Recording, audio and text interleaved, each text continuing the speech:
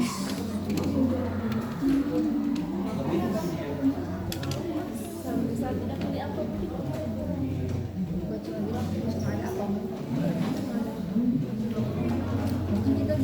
sana aja.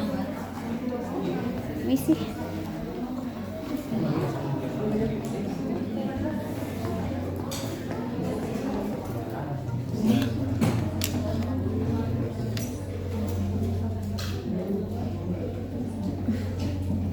Silakan moderator bisa langsung dimulai.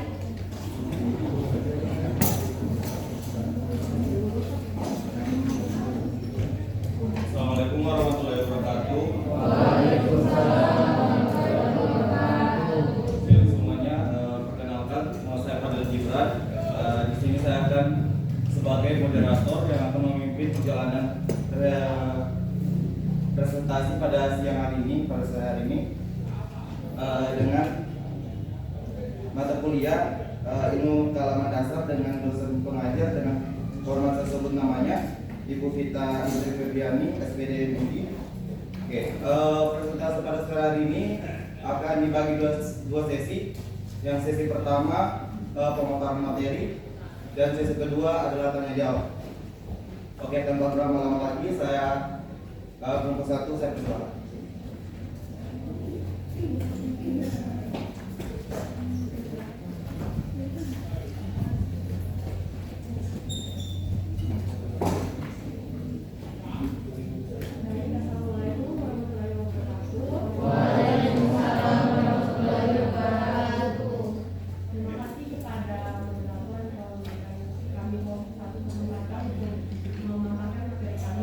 Jadi kami di sini kelompok satu akan membawakan materi tentang alat pikiran manusia dan perkembangannya. Kelompok satu kali ini dari saya sendiri, saya yang saya inisiasi dengan NIM A121235051. Kemudian Aulia Tarianti dengan NIM A12123046645 dan Oriza Queen dengan NIM A1213007. Baiklah, presentasi pertama akan dimulai oleh teman saya, Oriza.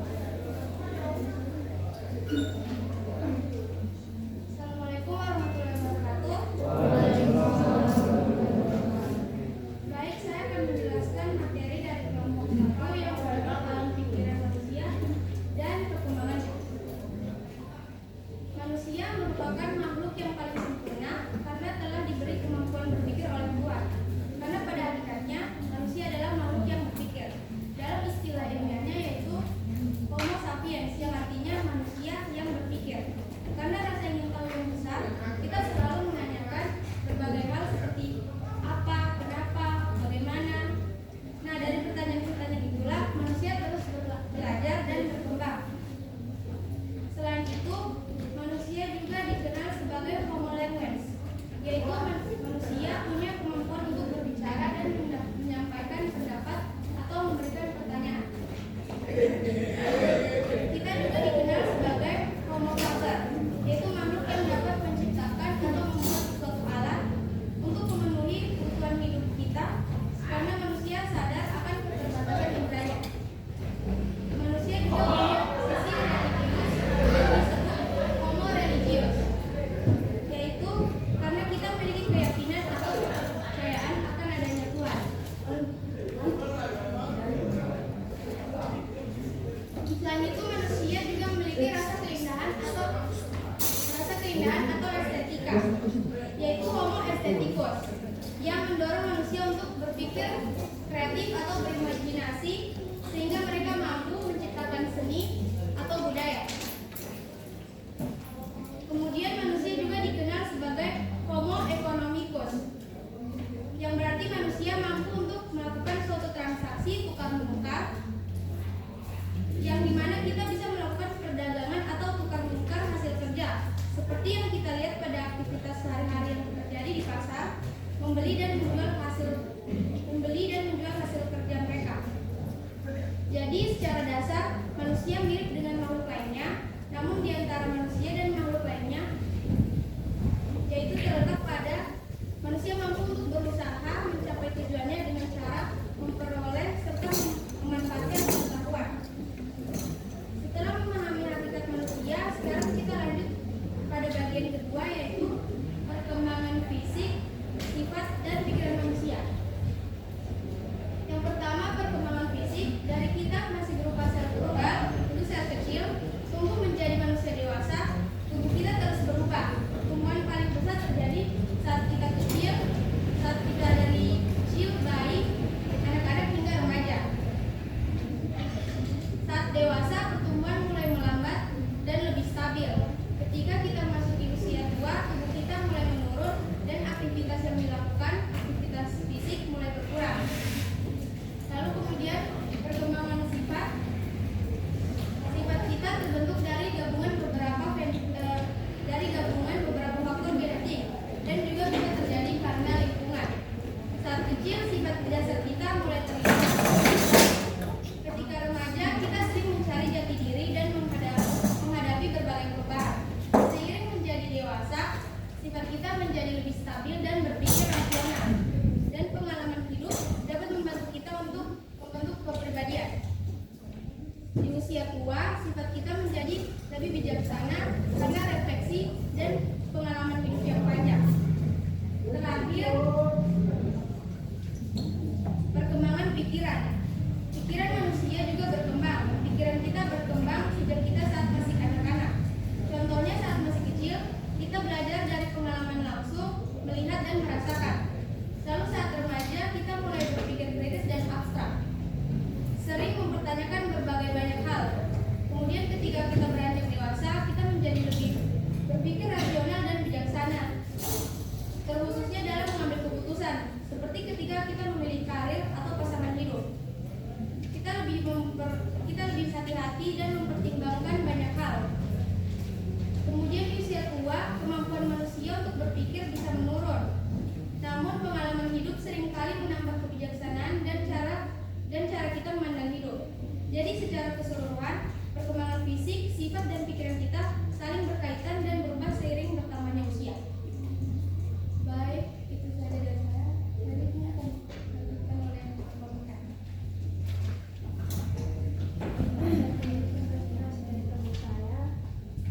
Selanjutnya adalah sejarah perkembangan manusia. Sejarah perkembangan manusia itu sebenarnya sudah ada sejak zaman dulu sebelum Masehi. Nah, ada beberapa nama yang memulai pengetahuan manusia. Di antaranya yang pertama adalah zaman purba. Mungkin kalian pernah mendengar atau membaca atau menonton filmnya tentang zaman purba. Nah, di zaman purba ini ada banyak peralatan yang terbuat dari batu dan tulang belulang. Di zaman ini juga manusia mulai mengenal yang namanya bercocok tanam dan beternak.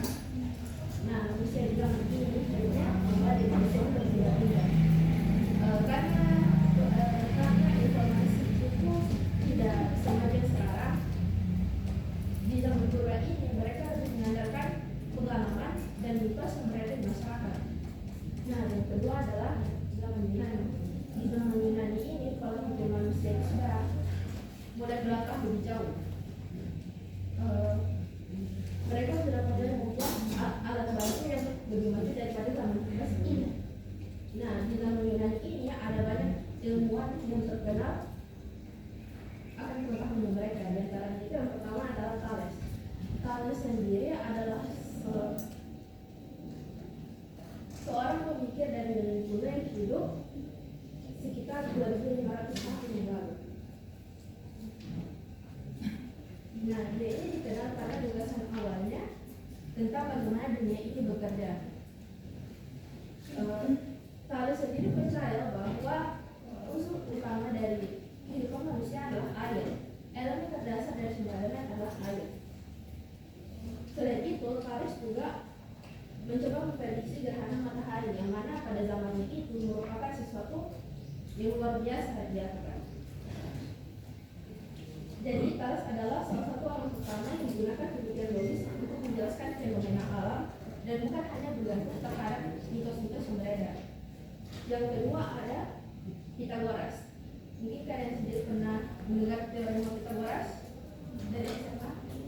Nah, beliau ini adalah rujukannya. Dia ini terkenal karena sebuah prinsip dasar matematika yang sudah saya sebutkan kan. Teoremanya tersebut berbicara tentang segitiga siku-siku, yaitu segitiga yang memiliki satu sudut yang membentuk sudut siku-siku 90 derajat. Pythagoras menemukan bahwa dalam segitiga seperti itu, kuadrat dari panjang sisi terpanjang yang disebut hipotenusa sama dengan jumlah kuadrat dari panjang kedua sisi lainnya. Nah, selanjutnya ada Socrates. Socrates sendiri dikenal sebagai bapak filsuf yang hidup sekitar 2400 tahun yang lalu. Beliau sendiri adalah tokoh paling penting dalam sejarah karena beliau adalah guru dari Plato dan Aristoteles yang merupakan filsuf terkenal. Socrates ini terkenal dengan metode bertanya yang disebut metode Sokratik.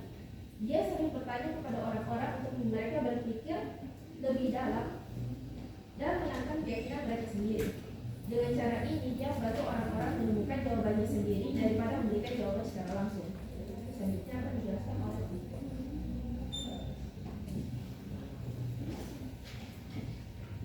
Baik, selanjutnya Plato. Plato ini merupakan murid dari Socrates dan dia juga guru dari Aristoteles. Karyanya Plato yang paling terkenal ialah Republik atau nama lainnya Politeia, di mana ia menguraikan garis besar pandangannya pada keadaan yang ideal. Selain itu, ia juga menulis tentang hukum dan banyak dialog di mana Socrates adalah pemeran utamanya. Di dunia fana ini tidak lain hanyalah refleksi atau bayangan daripada dunia ideal. Di dunia ideal semuanya sangat sempurna. Plato yang hidup di awal abad ke-4 sebelum Masehi adalah seorang filsuf Ilias atau yang paling tua, yang tulisan-tulisannya masih menghiasi dunia akademisi hingga pada saat ini. Kemudian Aristoteles. Aristoteles merupakan seorang filsuf Yunani. Dia merupakan murid dari Plato. Ia memberikan banyak kontribusi di berbagai bidang, seperti bidang metafisika, fisika, etika, politik, ilmu kedokteran, dan ilmu alam. Di bidang ilmu alam, ia merupakan orang pertama yang mengumpulkan dan menghasilkan spesies-spesies biologi secara sistematis. Sementara itu, di bidang politik, Aristoteles percaya bahwa bentuk demokrasi dan monarki. Dari kontribusinya yang paling penting adalah masalah logika dan teologi atau metafisika. Logika Aristoteles adalah suatu sistem berpikir deduktif atau deductive reasoning yang bahkan sampai saat ini masih dianggap sebagai dasar dari setiap pelajaran tentang logika formal. Meskipun demikian, dalam penelitian ilmiahnya ini, ia menyadari pula pentingnya observasi, eksperimen, dan berpikir induktif. Logika yang digunakan untuk menjelaskan cara menarik kesimpulan yang dikemukakan oleh Aristoteles didasarkan pada susunan pikir. Kemudian yang ketiga, zaman pertengahan atau keemasan Islam. Pengaruh bahasa Arab sangat menonjol pada zaman ini. Pada zaman pertengahan ini banyak dikembangkan metode eksperimentasi yang memungkinkan perluasan bidang di bidang kedokteran, farmasi, astronomi, kimia, dan biologi. Yang keempat yaitu zaman modern. Zaman ini dimulai dari abad ke-15 dan banyak penemuan yang mengubah pola pikir sebelumnya, terutama dengan penemuan empiris yang didukung oleh alat bantu yang lebih baik. Zaman ini juga dikuasai oleh suatu gerakan yang disebut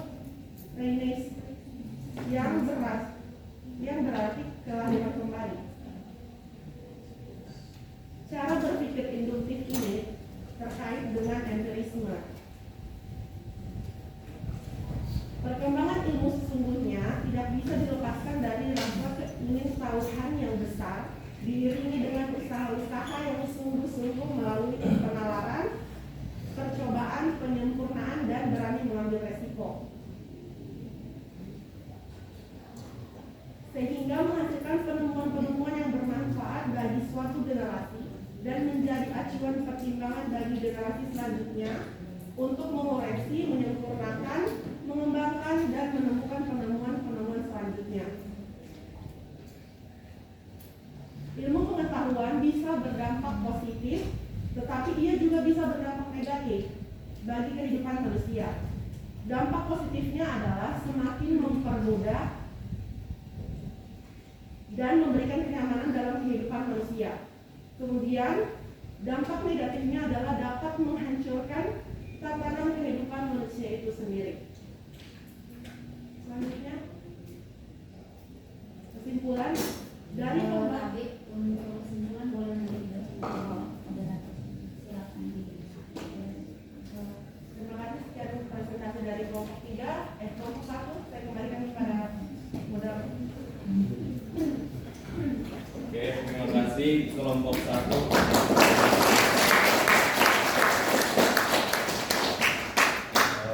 Oke, kita lanjut ke sesi yang berikutnya, yaitu tanya jawab. Boleh, kalau misalnya ada 6 berarti dibagi 2 sesi. Oke, kita bagi 2 sesi. Sesi pertama itu 3 pertanyaan. Oke, yang mau bertanya silakan katakan. Oke, silakan. Oke, selamat sore. Assalamualaikum warahmatullahi wabarakatuh. Perkenalkan, nama saya Muhammad Dimas Walili, Stambuk A121-19209. Baik, terima kasih kelompok 1 atas materinya. Tetapi ada beberapa yang ingin saya tanyakan, yaitu terkait sejarah pengetahuan manusia kalau tidak salah tadi yang slide terakhir. Di sini saya mempertanyakan terkait Plato. Apa saja contoh tulisan-tulisan Plato yang hingga saat ini masih digunakan di bidang akademik? Itu saja pertanyaan saya. Terima kasih. Oke, terima kasih. Apakah sudah jelas?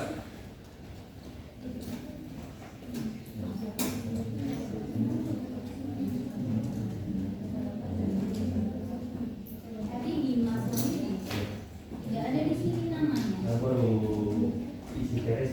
Baru isi. Nanti minta tolong siapa saja yang belum ada di sini berarti namanya. Saya di sini cuma ada 30, ada 40. Ada lagi nggak tambahan? Siapa namanya? Kamu juga berarti masih baru. Soalnya kayak Dimas juga belum ada. Nanti minta tolong teman-teman yang belum masuk kelompok, tolong masuk ke kelompok yang sudah ada di WA group ya. Di situ nanti tolong koordinasi ke teman-temannya kalian nanti partisipasinya apa, karena sudah bikin masalah.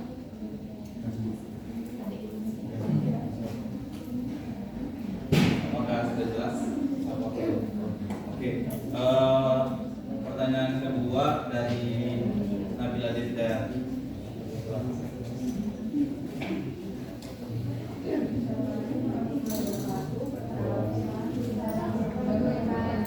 Perkenalkan, nama saya Nabila Hidayati, dinamis A121-04.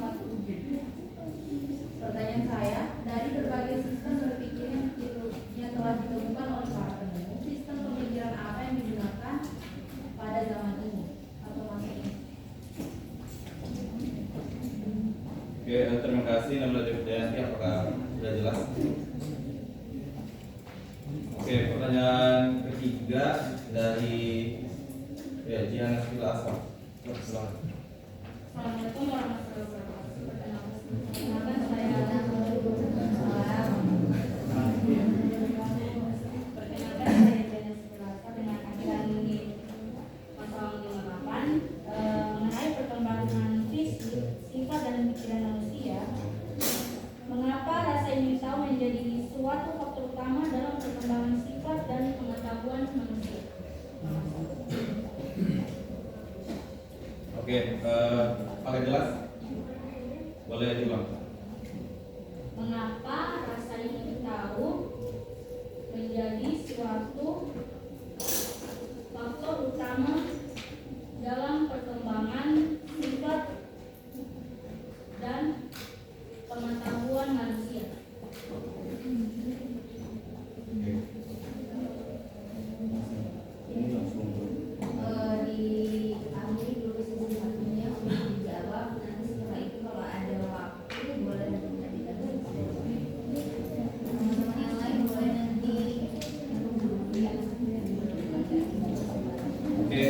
sesi tanya jawab pertama kita tutup. Kita beri kesempatan untuk kelompok 1 mencari jawabannya.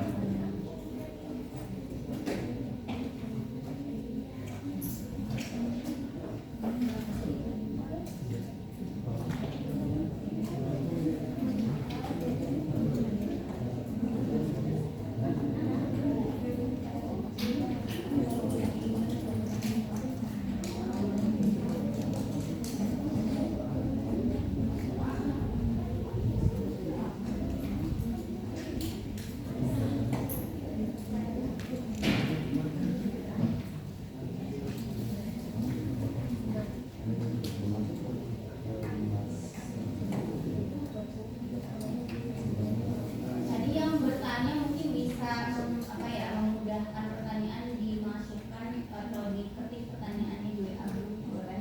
Biar nanti masukin di situ.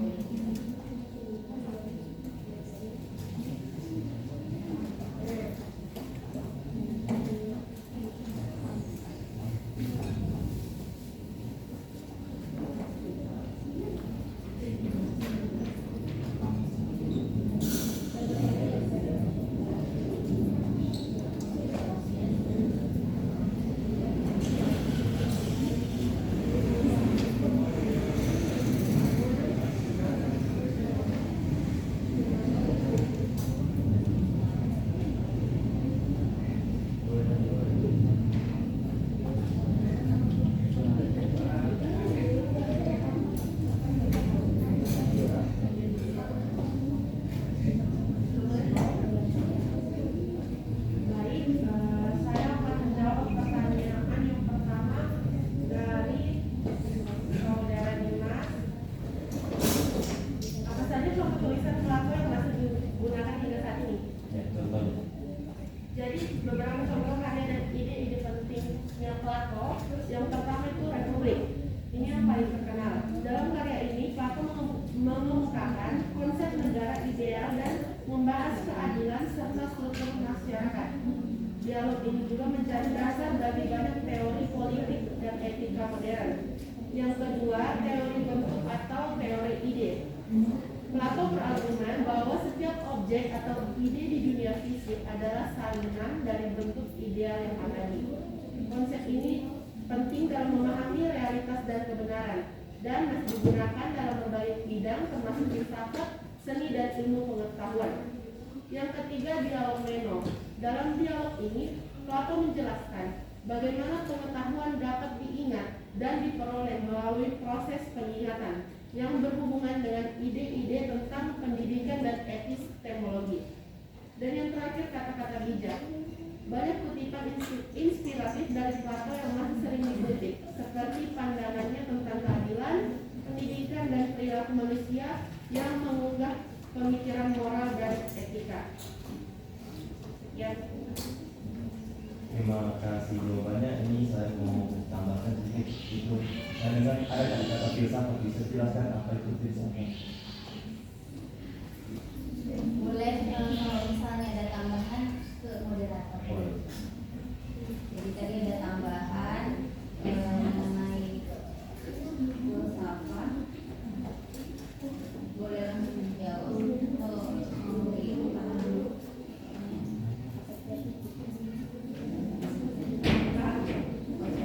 Di ini dulu moderator tadi yang pertanyaan yang pertama mungkin ada yang mau menanggapi di sini audiens.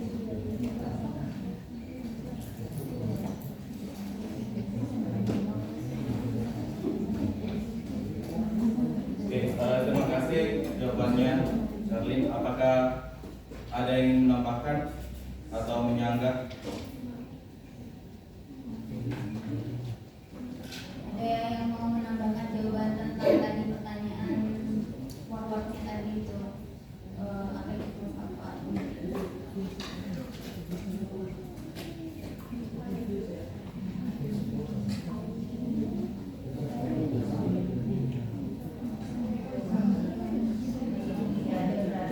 Boleh nanti dibalikin ke sini, siapa?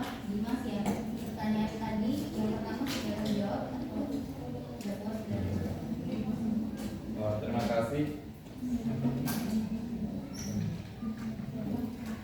Silakan Karolin. Jadi saya akan menjawab pertanyaan tentang filsafat. Jadi filsafat ini merupakan pengetahuan. Filsafat adalah studi yang mendalam mengenai nilai pengetahuan dan eksistensi manusia. Dan saya tambahkan sedikit, istilah filsafat ini berasal dari bahasa Yunani, yaitu filosofia, yang berarti cinta kebijaksanaan atau cinta pengetahuan. Jadi cinta pengetahuan. Ya. Oke, apakah bisa diterima? Terima kasih atas jawaban. Oke,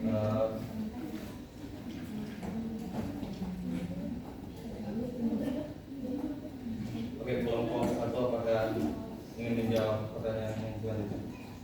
Oke, silakan. Baik, saya akan menjawab pertanyaan dari saudara Jihan. Mengapa rasa ingin tahu menjadi faktor utama dalam perkembangan sifat dan pengetahuan manusia? Rasa ingin tahu manusia merupakan dasar dari perkembangan intelektual dan emosional. Dengan adanya rasa ingin tahu, manusia terdorong untuk bertanya, mengeksplorasi, dan mencari jawaban atas berbagai fenomena di sekitarnya. Hal ini menuntun pada perkembangan pengetahuan baru dan inovasi. Tanpa adanya rasa ingin tahu, manusia mungkin tidak berkembang karena dorongan untuk menemukan solusi, memahami dunia, dan mengembangkan teknologi datang dari kebutuhan untuk menjawab pertanyaan-pertanyaan mendasar yang muncul dari rasa ingin tahu tersebut. Oke, bagaimana Jihan? Apakah bisa diterima atau ada tambahan?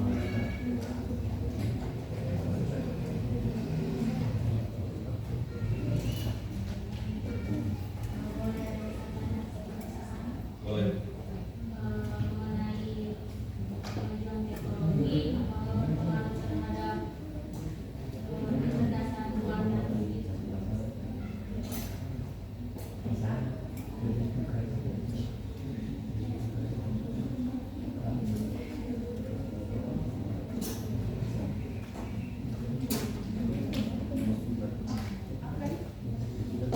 Kan tadi dibilang berpengaruh terhadap kemajuan teknologi. Bagaimana dengan kecerdasan buatan?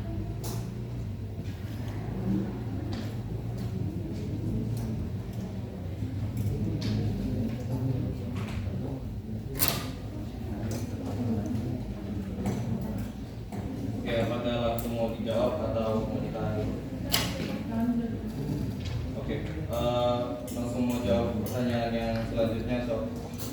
Oke, Sob, silakan.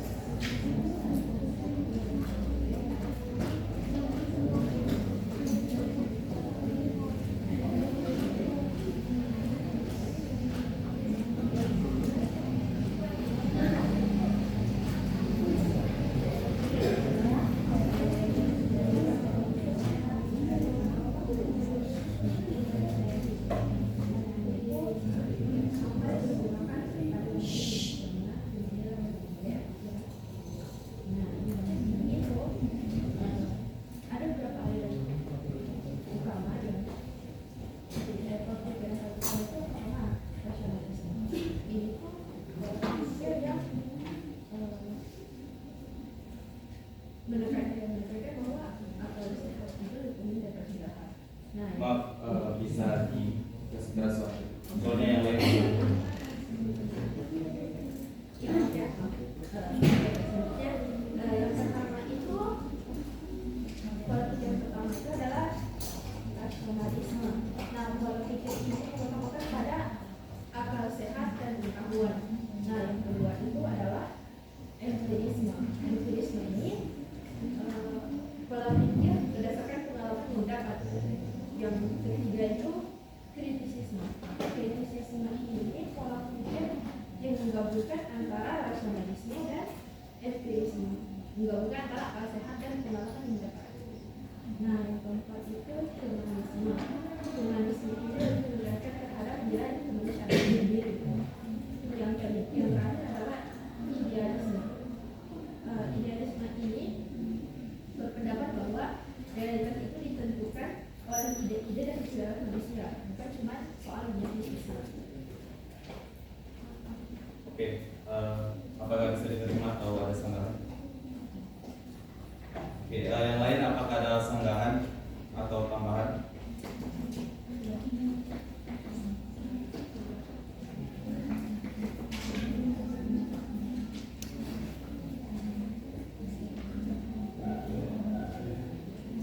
Tidak ada.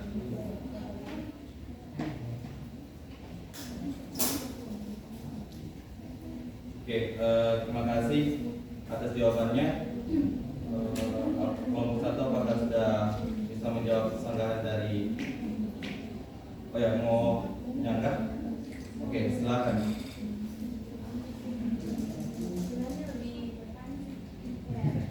Bisa diteruskan. Maksudnya sama kayak apa yang terjadi jika manusia tidak memiliki naluri akal dan hati nurani. Ada sudah penelitian. Itu sanggahan pertanyaan. Oh iya. Yang Pertanyaan dari Nabila Hidayat.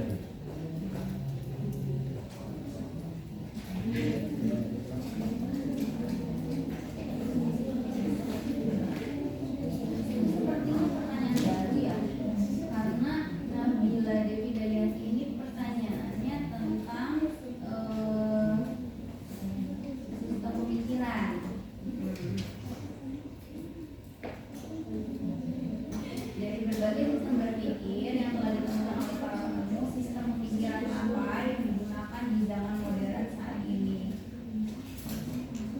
Itu pertanyaan kamu kayak enggak ke situ, enggak ke abang.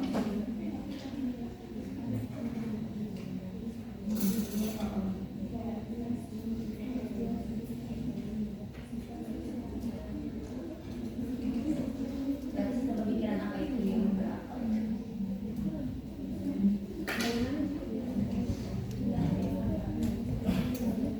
Boleh pertanyaan baru aja nanti ya. Oke, terima kasih. Apakah kelompok satu sudah bisa? Oke.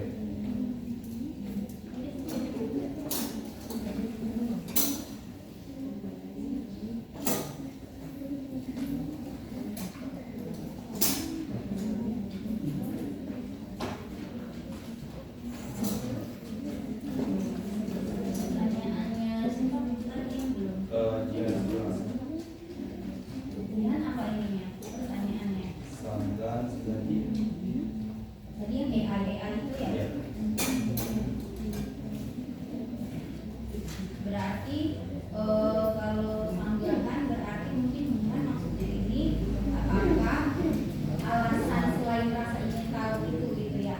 Apakah mungkin AI menjadi suatu faktor lain gitu? Oke.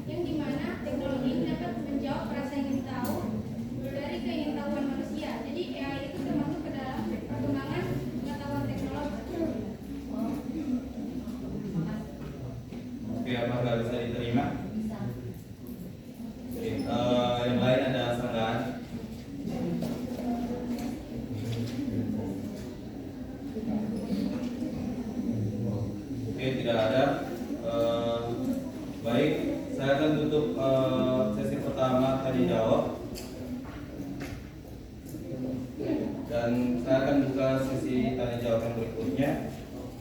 Oke, yang ingin bertanya ada? Oke, Fibra, saya persilakan. Baik, assalamualaikum warahmatullahi wabarakatuh.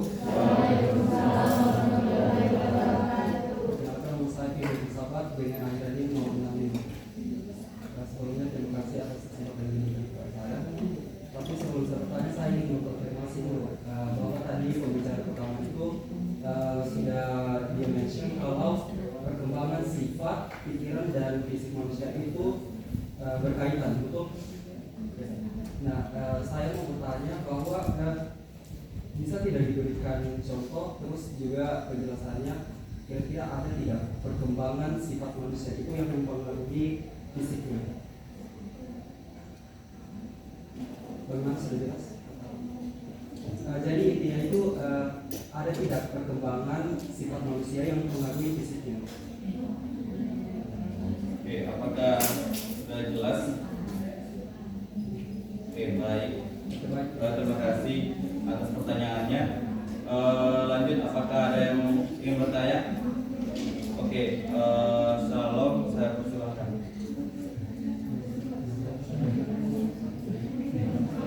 Baik, perkenalkan nama saya Sumita Gloria Malang dengan NIM nomor 4. Jadi pertanyaan saya, tolong jelaskan seberapa besar pengaruh pengalaman awal masa kanak-kanak terhadap perkembangan pikiran dan kepribadian seseorang di masa dewasa.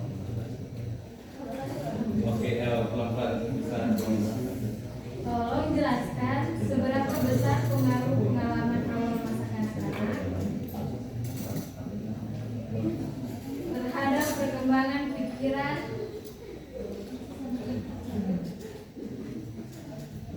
dan kepribadian seseorang di masa dewasa. Oke, mungkin untuk memudahkan bisa kirim pertanyaannya di grup. Oke, selanjutnya pertanyaan terakhir. Oke.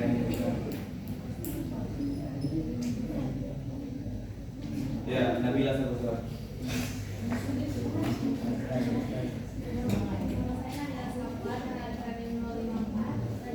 Tadi di makalah disebutkan manusia memiliki kelebihan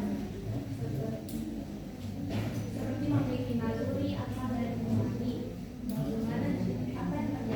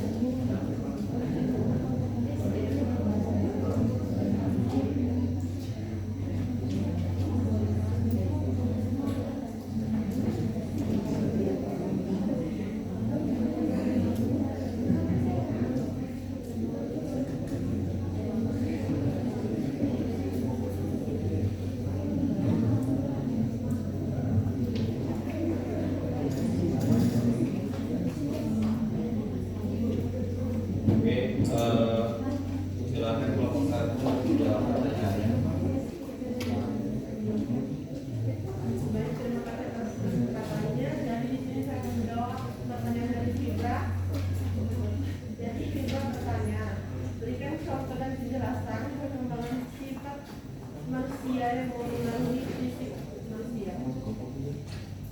Jadi saya ambil dari misalnya masa kita anak-anak. Tentunya fisiknya juga masih kecil dan juga sifatnya kita masih seperti anak-anak, sering menangis, tidak kalau mau sesuatu itu menangis, seperti layaknya anak-anak, dan juga pada masa kanak-kanak itu tinggi dan berat badan kita itu masih seperti anak-anak dan kecil. Jadi kemudian perubahan itu lagi terjadi pada masa remaja. Masa remaja ini ditandai dengan perubahan fisik yang dramatis seperti pertumbuhan tinggi dan perubahan hormon. Jadi keterkaitan antara pertumbuhan fisik dengan sifat di masa remaja ini itu dikarenakan pada masa remaja sudah mengalami yang namanya pubertas. Jadi itu pasti mempengaruhi sifatnya. Seperti sudah tidak seperti pada anak-anak lagi. Dan kemudian selanjutnya pada masa dewasa, tentunya fisiknya kita itu sudah besar, perkembangan fisiknya banyak perubahan dan dari masa kanak-kanak tersebut, dan tentunya perkembangan sifatnya kita juga berubah. Kita tidak lagi menangis-menangis minta makan, minta susu, mau BAB dicebok, tidak kok.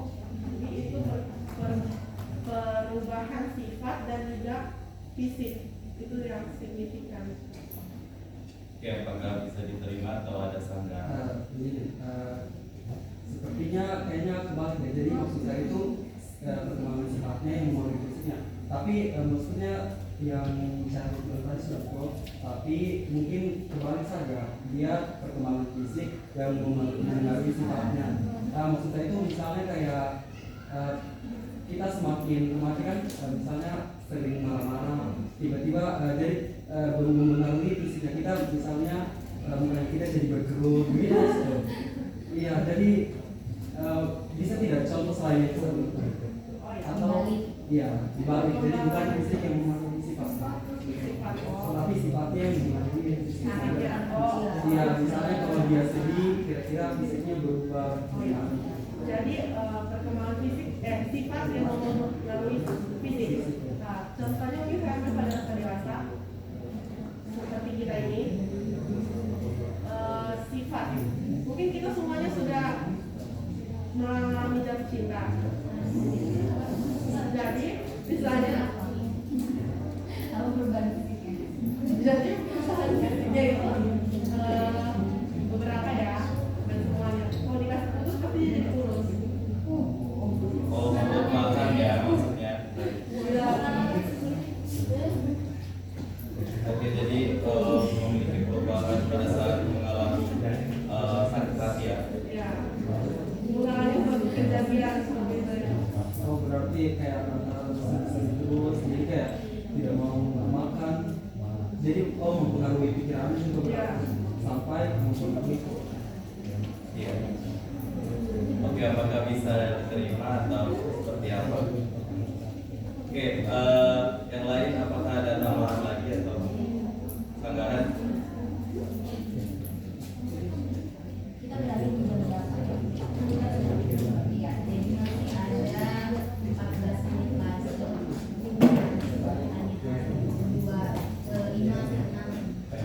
Oke, karena waktunya sudah mepet, bisa dilanjut untuk jawab pertanyaan selanjutnya. Silakan kelompok 1.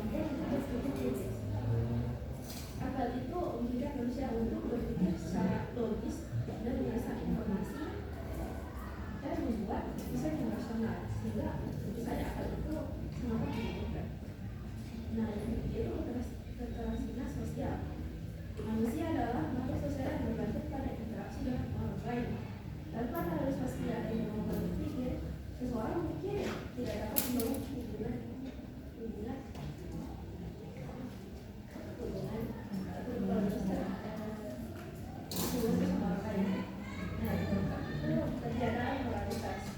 Lalu dan apa juga berperan untuk membentuk nilai-nilai moral dan etika.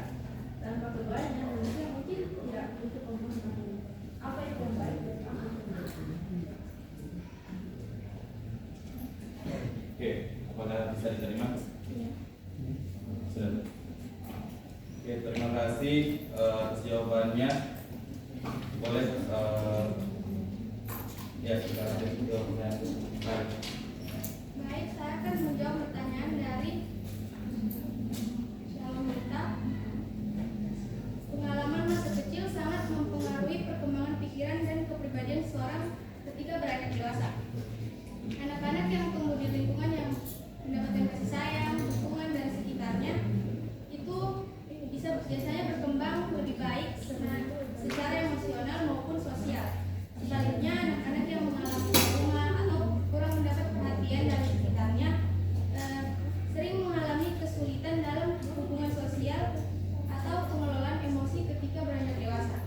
Contohnya, anak yang tumbuh dengan lingkungan yang penuh kasih sayang dan perhatian cenderung tumbuh menjadi lebih percaya diri dan mampu untuk bersosialisasi serta mengatasi tantangan dengan baik. Sebaliknya, anak yang sering diabaikan atau mengalami kekerasan baik mental ataupun fisik sulit mempercayai orang lain dan mengalami masalah dalam mengendalikan emosi. Oke, apakah bisa diterima? Oke, terima kasih. Oke, boleh. Saya mau kan di sini kan beberapa besar pengaruh. Saya cuma minta ini saja sih pendapat. Kamu kira-kira berapa persen lah pengaruhnya? Menit satu. Pertanyaannya siapa itu?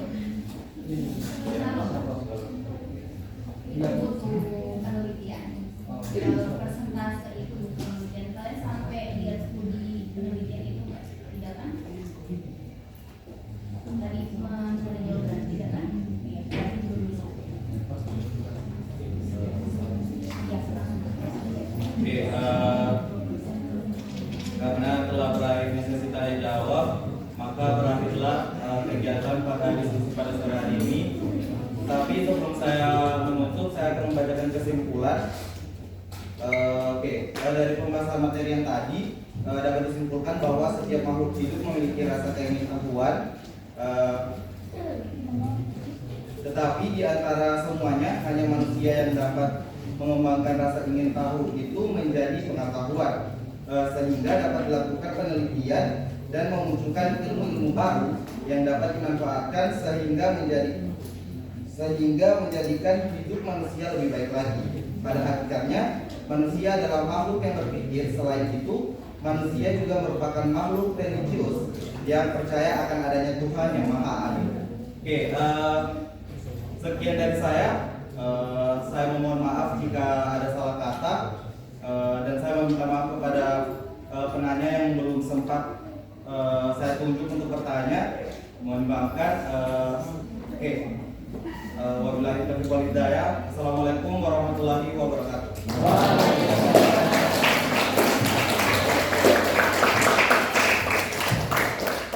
Tadi kita masuk jam berapa ya? Kira-kira ya? 3:30? Ya, jadi ada 30 menit saya terlambat dan saya mohon maaf ya. Jadi tadi itu sebenarnya tidak bisa kesini, tapi hanya saja saya mencari kapan lagi gitu ya waktunya. Jadi akhirnya masuk dengan kekurangan 30 menit kita belajar. Oke, jadi mohon maaf. Dan saya juga pengen online untuk keluarnya gitu ya, karena mungkin masih ada yang belum sholat, saya juga belum sholat gitu ya. Jadi di sini saya hanya punya 8 menit ya untuk menambahkan. Untuk adik-adik yang tadi sudah menampilkan hafalannya, coba nanti bisa dilihat plagiarismenya di situ sudah saya upload. Jadi nanti satu-satu gitu ya, yang akan tampil akan saya perlihatkan plagiarismenya. Nah, di situ ada adik-adik mungkin sudah tahu kalau misalnya kalau kalian lihat file plagiarisme untuk kelompok 1, di situ ada 48% kemiripannya. Artinya kemiripannya termasuk tinggi gitu, ya. Jadi adik-adik biasanya kalau karya ilmiah itu maksimal kemiripan itu 10-15%. Ya. Jadi mungkin kalian masih semester 3 dan bisa belajar lagi karena masih ada beberapa semester gitu ya. Nanti ketika kalian ada tugas makalah atau karya ilmiah sudah bisa diperhatikan baik-baik ketika menulis ya. Nah, untuk tugas ini saya tidak memberikan misalnya kesempatan untuk kebaikan lagi gitu ya. Jadi ini hanya untuk kalian melihat bahwa karena kalian yang mengerjakan, pasti tentunya kalian bisa mikir-mikir atau ingat lagi pada saat ngambil sumber seperti apa gitu ya. Jadi itu saja untuk melihat kalian nanti evaluasi plagiarismenya seperti apa ya. Tidak perlu nanti kalian ulang lagi untuk bikin makalah. Nah, kemudian untuk makalah adik-adik jangan lupa ketika kita itu menulis rumusan masalah itu ada berapa kalau di kelompok 1 ini? 3. Maka di kesimpulan harus 3 ya. Nah, kalau kalian lihat di sini kesimpulannya hanya 1 paragraf saja gitu. Nah, adik-adik yang lain makalahnya mungkin bisa dilihat gitu ya, walaupun tidak perlu diulang lagi diperbaiki lagi. Coba nanti dilihat lagi apakah kalian sudah sesuai rumusan dengan kesimpulan itu ya. Nah, yang mau saya tambahkan adalah adik-adik bahwa materi kali ini kita sebenarnya harus tahu bahwa manusia itu kita sendiri itu punya perbedaan yang sangat berbeda dengan hewan. Walaupun kita itu kalau dalam taksonomi atau di biologinya itu kita berada dalam kingdom animalia, kerajaan hewan, tapi kita sangat berbeda dengan hewan gitu. Nah, bedanya adalah di bagian akal. Kita tadi menurut Nabila ada yang namanya naluri, nurani, dan akal. Nurani ini kaitannya adalah sebenarnya lebih kompleks lagi gitu ya. Tapi yang sama dengan hewan itu adalah naluri atau insting gitu ya. Insting kita selaku makhluk hidup itu adalah untuk survive ya. Kita itu pengen survive atau pengen terus hidup. Nah, yang membedakan kita dengan hewan itu adalah akal. Kita memiliki akal. Nah, akal disinilah yang sebenarnya membuat kita itu manusia menjadi makhluk yang tadi dikatakan spesiesnya Homo sapiens. Homo sapiens ini artinya adalah manusia yang wise atau bijaksana. Bijaksana ini berasal dari kata berasal dari akal tadi itu gitu ya. Karena kita berakal, maka sebenarnya tadi ada hubungannya juga dengan pertanyaan teman yang tadi saya tidak hafal namanya. Kita itu punya curiosity gitu ya, atau keingintahuan yang tinggi. Kita memang secara bawaan genetik kita, karena akal itu sangat berperan penting dalam ketika kita melihat sesuatu, kita selalu suka bertanya gitu. Ketika kita interest sama sesuatu, pasti kita pengen tahu lagi gitu. Nah, dari situ manusia zaman dulu itu akhirnya memunculkan yang namanya peradaban gitu. Peradaban itu muncul sehingga kita ketika kita lihat timeline-nya gitu ya, dari manusia zaman dulu purba yang belum pakai baju dan lain sebagainya itu gitu ya, sampai akhirnya kita bisa berbudaya sekarang gitu. Nah, dengan adanya satu bagian organ di tubuh kita yaitu otak gitu ya. Hewan sebenarnya juga punya otak, tapi mereka tidak sekompleks kita otaknya gitu ya. Jadi bayangkan otak kita sama-sama seperti dengan otak misalnya primata, tetapi kita sangat bisa memunculkan peradaban semodern ini gitu ya. Nah, dari akal ini adik-adik tadi juga muncul yang namanya studi yang paling awal, yaitu filsafat. Filsafat itu adalah induk dari segala ilmu kebijaksanaan. Artinya manusia itu mulai dari rasa keingintahuannya bertanya terhadap fenomena alam. Misalnya sesederhana dengan mungkin pada zaman itu dulu, bayangkan belum ada teknologi sama sekali gitu ya, dan belum ada jam, kompas dan lain sebagainya. Mereka pada saat itu sudah punya pertanyaan bahwa misalnya dalam, mereka juga tidak tahu yang namanya satu hari itu bagaimana, tapi mereka tahu bahwa misalnya beberapa lama, mereka juga belum tahu yang namanya menit, detik itu gitu ya. Tapi pada saat itu mereka misalnya bertanya, kok tiba-tiba terang ya, kok tiba-tiba gelap ya, kok tiba-tiba misalnya pada masa tertentu ada hujan ya, kok tiba-tiba kemarau ya gitu. Nah, pertanyaan-pertanyaan itulah yang sebenarnya sederhana ya kalau bagi kita, tapi bagi mereka itu sudah kemajuan tersendiri. Nah, dari situ mulai yang namanya peradaban kuno itu gitu. Jadi ada tadi yang namanya peradaban purba, kemudian ada yang namanya peradaban Yunani gitu ya. Yunani di situ adalah filsafat itu sendiri gitu di Yunani. Nah, kemudian ada yang namanya peradaban Islam, ada sebenarnya juga Dark Ages gitu atau peradaban zaman kegelapan, di mana mungkin yang umat Kristiani mungkin tahu gitu ya, ada sejarah di mana ilmu pengetahuan itu kayak diredam dengan orang-orang gereja mungkin ya, di situ ada ininya apa namanya sejarahnya. Kemudian ada yang namanya Renaissance gitu, di mana Dark Ages-nya mulai runtuh gitu ya, kemudian ilmu pengetahuannya muncul kembali gitu. Nah itu ya, jadi bayangkan yang kita sekarang itu sudah punya wifi gitu ya, sesuatu yang mungkin kita tidak bisa lihat dia ada gitu ya, tapi sangat berperan penting untuk koneksi kita gitu ya dengan manusia.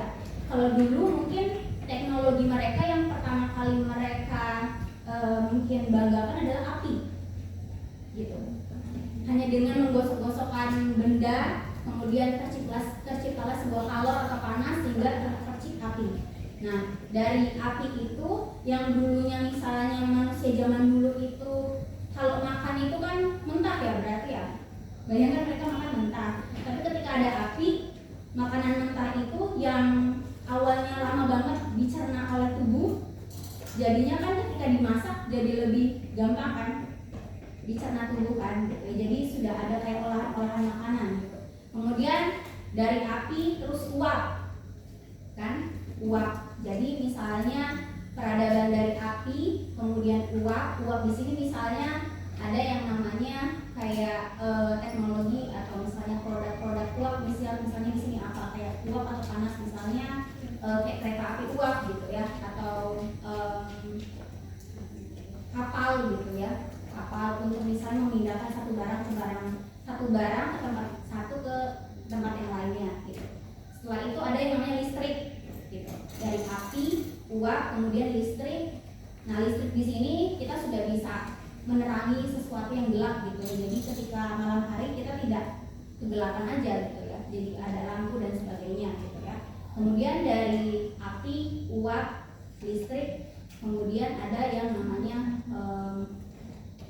digitalisasi gitu ya, atau internet.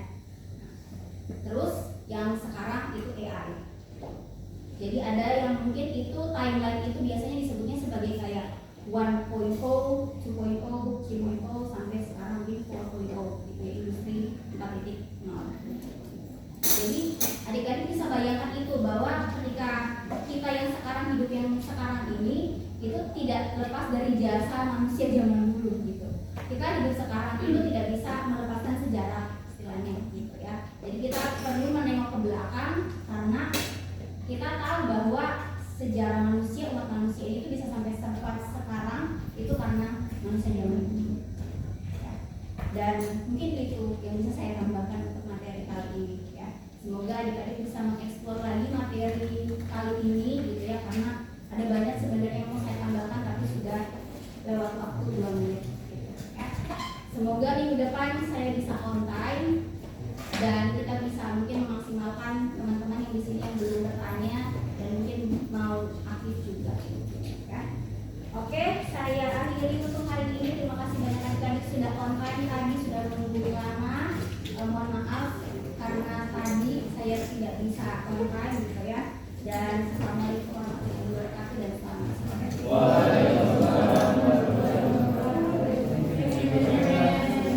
Untuk yang mahasiswa yang belum ada namanya boleh kesini dulu. Tadi siapa Dimas? Yang lain boleh.